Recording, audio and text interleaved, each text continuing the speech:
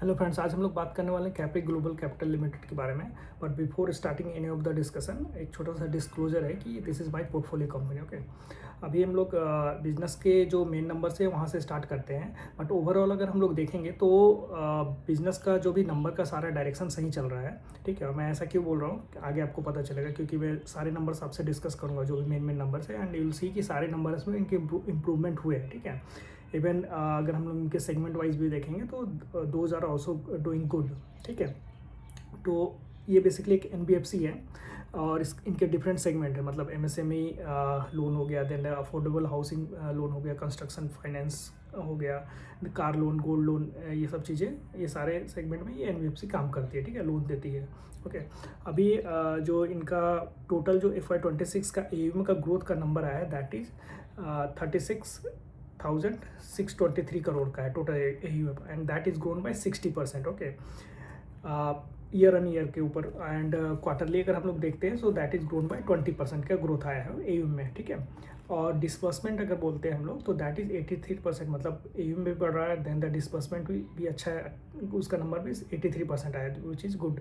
Head count is 19% up हुआ है।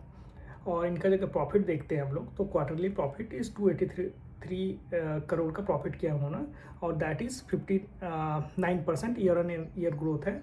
And FY26 का अगर प्रॉफिट हम लोग देखते हैं सो दैट इज़ 949 करोड़, मतलब 950 के आसपास पकड़ सकते हो याद रखने के लिए आप, और दैट इज़ गॉन बाय 98%, मतलब याद रखने के लिए 100% पकड़ सकते हो, राइट। ठीक है, अभी gross NPA is also decline to 0.9। ठीक है, मतलब जो उनका जो ग्रॉस NPA वो भी उस जो नॉन परफॉर्मिंग लोन्स होते हैं वो भी डिक्लाइन कर रहे हैं, so that is also improvement. ठीक है, अभी अगर हम लोग इनके सेगमेंट्स की बात करते हैं तो पहले हम लोग बात करते हैं कि जैसे गोल्ड लोन है उनका। ठीक है, गोल्ड लोन का टोटल एयूएम इज़ 16,965 करोड़ का, एंड वो 111% वाई अप हुआ है और 33% क्वार्टर एंड क्वार्टर अप हुआ है। ठीक है, and on the gold loan they are saying कि we are maintaining this conservative this loan to value ratio, मतलब और because all this price fluctuation हो रहा है, राइट, और जो सब कुछ चलता है उसके कारण वो रेशियो काफ़ी कम रखा है पहला तो, और दूसरा they are doing this collection thing very strongly.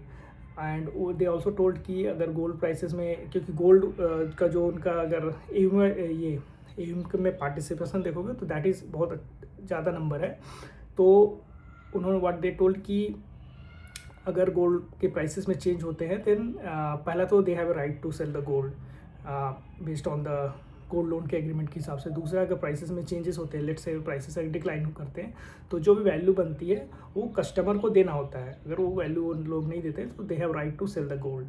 ठीक है, so they are sort of safe on this thing, मतलब they are not on the risk of कि गोल्ड लोन दिया हुआ है, गोल्ड के प्राइसेस डिक्लाइन कर रहे हैं, and they have this negative impact हो रहा है उनके बिजनेस के ऊपर। ठीक है, so this is about gold loan के बारे में उन्होंने बोला।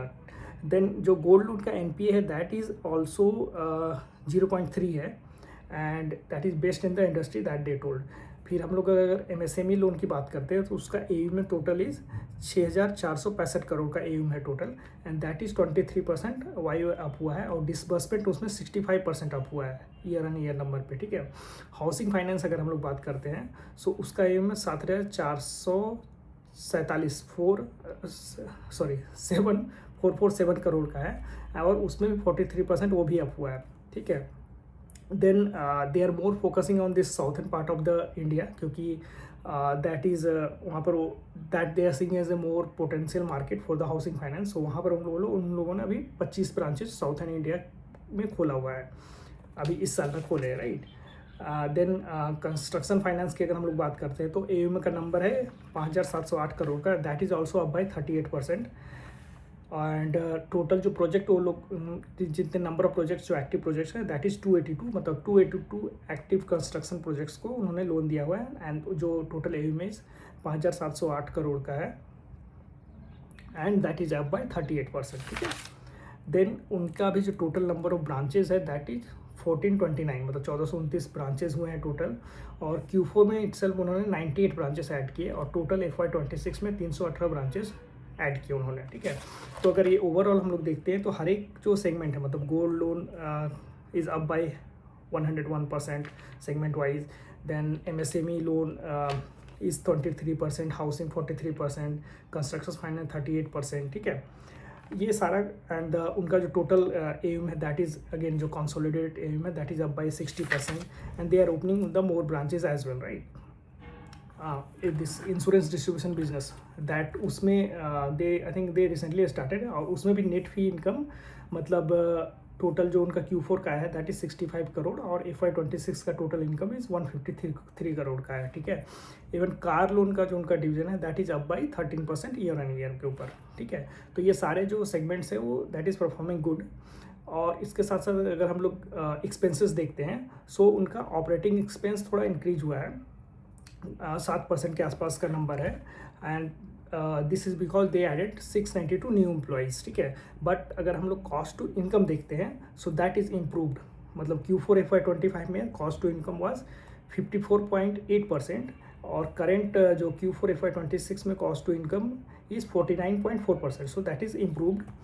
देन उनका जो ROAE मतलब रिटर्न ऑन एवरेज इक्विटी का नंबर, और ROAE return on average asset, ये दोनों नंबर्स भी देखते हैं, so that is also improve. मतलब पहले उनका FY25 में दैट वाज पहला ROAE देखते हैं हम लोग, so that was 11.8%, and FY26 में दैट इज़ 16.5%, ठीक है.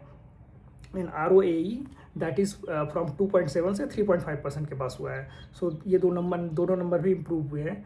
देन उनका जो दिस एसेट क्वालिटी की अगर हम लोग बात करते हैं, तो स्टेज 2 का जो है मतलब प्रोविजंस के numbers that is also improve हुए हैं. मतलब आई थिंक Q3 FY26 में दैट वाज 4%, स्टेज 2 का जो ग्रॉस स्टेज 2 रेशियो है दैट इज़ 4%, और Q4 FY26 में दैट इज़ 2.8. इवन स्टेज 3 के नंबर्स में भी इम्प्रूवमेंट आया है.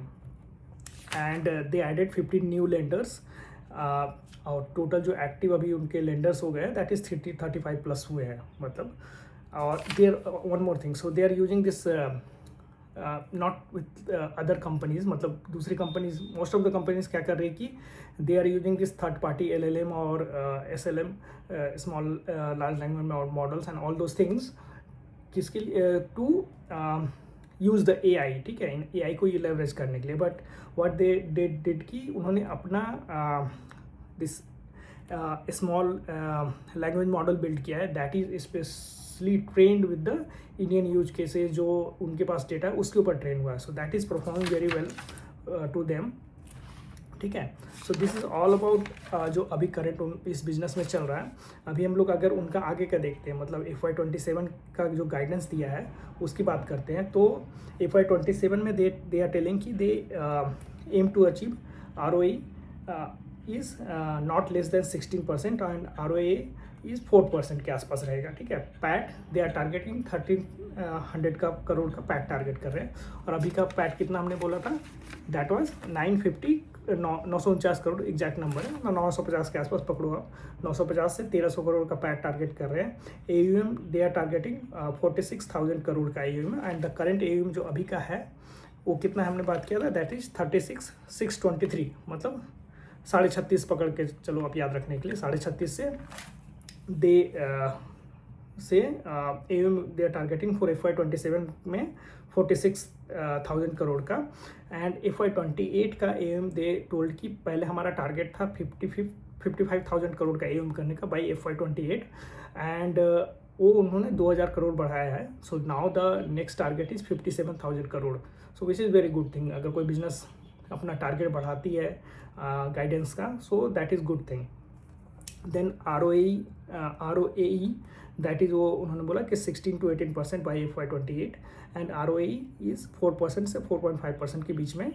एंड नेक्स्ट 2 साल में दे आर सेइंग कि हम लोग 700 से 800 नए ब्रांचेस ऐड करेंगे, और FY27 में they are targeting to add 350 new branches. और प्रोडक्ट वाइज अगर हम लोग बात करते हैं, तो उनका जो AU में जो प्रोडक्ट का मिक्स रहेगा, सो दे आर सेइंग कि गोल्ड लोन भी विल बी क्लोज टू 50% होगा, और बाकी जो 3 अलग अलग है, MSME, housing finance and the construction finance, right. So that will be between 16 to 18% के बीच में रहेगा. AU में परसेंटेज की बात कर रहे हैं, ठीक है.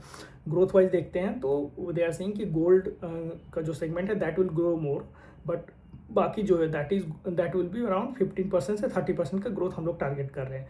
और ओवरऑल भी एम का जो हम लोग देख रहे हैं, so conservatively they are targeting 25% के आसपास का growth they are targeting right now, ठीक है। So this is all about Capri Global Capital Limited के बारे में।